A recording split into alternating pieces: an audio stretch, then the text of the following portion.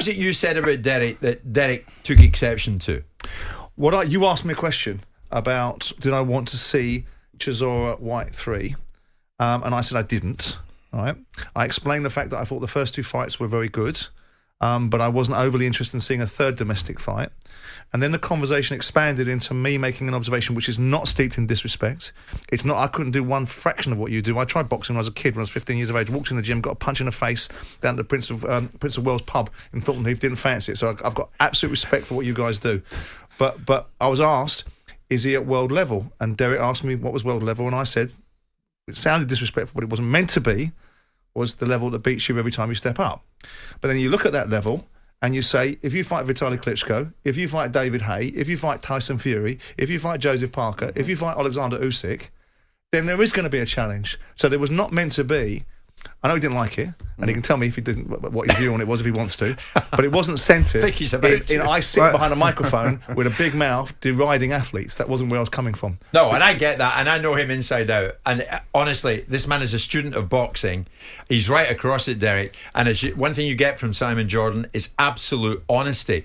But you know, you were on the other end of the comments, and you quite rightly said, "No, hang on, I'm a lot more than that." You know, sometimes when things are said, you know, at a split second, you think it's disrespectful. Basically, when he said that, and I was very annoyed. I'll be honest with you, because all I do is love fighting. You know, I love the game of boxing. You know, most people love football. I love fighting. You know, I fight anybody if I have to. I'll fight them the day after tomorrow after I finish fighting my first fight. You know, when he said that, I say I don't want to see the second one and the third one with Dillian Whyte. I'm like, maybe you don't want to see it. Maybe other people want to see it. Everybody's got, you know, this is why some people support Man City, some Man United. Yeah. You know, so it's one of those things, you know.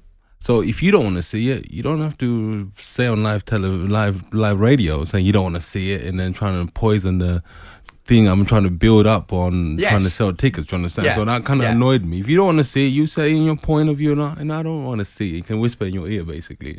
You know, not trying to say it on live television, basically. So live radio, live TV. Radio, everything. Yeah. I apologize, but that's why I was upset. I was not upset with the comments he said, but I was just upset with he's just putting that negative out there for things we trying to build as fighters out there. You know, by you saying you don't want to see my fight, you know, basically other fighters will be like, okay, hold on, is he going to talk about my fight now? Do you understand? That's why I was upset.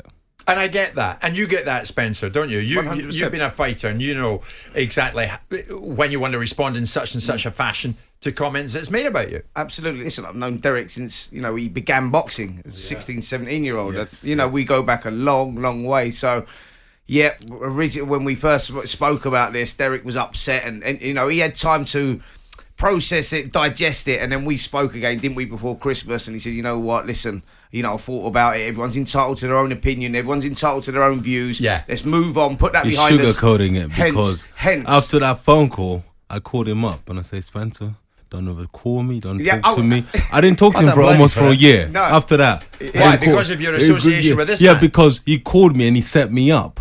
That was a setup he did. He thinks I slung him under the bus. I get it. I said it off air, right? And these guys said to me, you won't have the balls.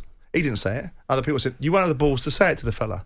I said, well, it's not a case of balls. If someone asks me an honest question... Listen, I think everybody gets a pair of balls if you're on the other side of the phone. Do you understand? Yes. Yeah. As I would. We can all be telephone tough guys. I get it. But I would have said the same thing to you in the studio, mate. No. I don't think so. At that time, I don't think so. I know, I'm 100%. You would not walk down the street and tell me...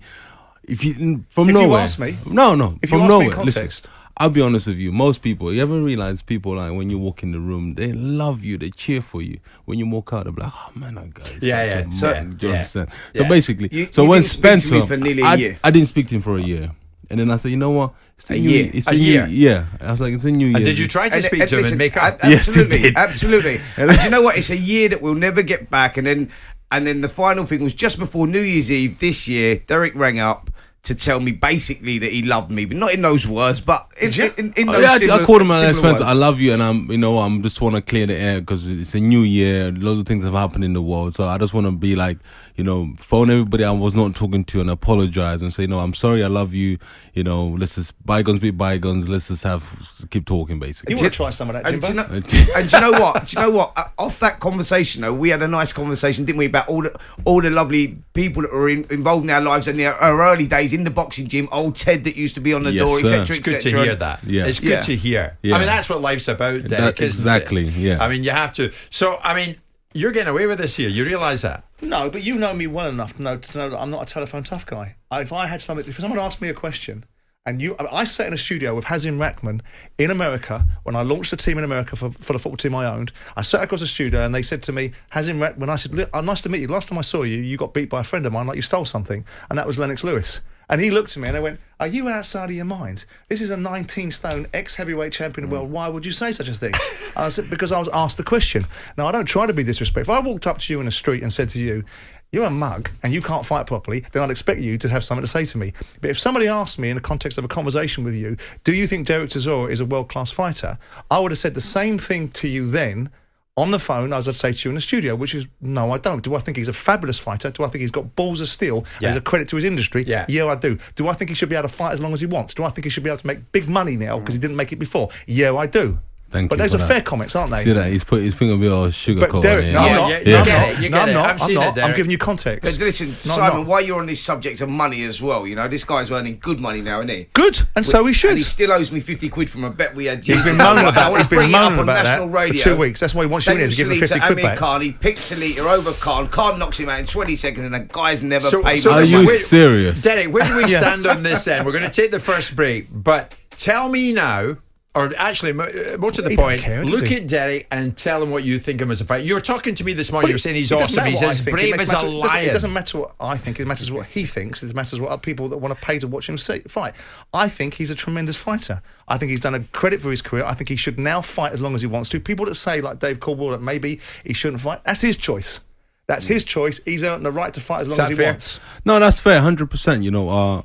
I always say this. The moment I announce a fight, and then I ask my management team basically. I say from the day we announced 4 days, I ask them how many tickets have we sold. Yeah. If they tell me we're doing good, then I know I'm in the right business. If they tell me it's not really doing well, we need to do more promotion, then I know, okay, the flare's running out. But right now the flare is on light. It's firing at full cylinders. Do you understand? Good for you. Thank you very much, Good sir. for you. Yeah, because the name of the game is bums on seats. Indeed it is. You got it.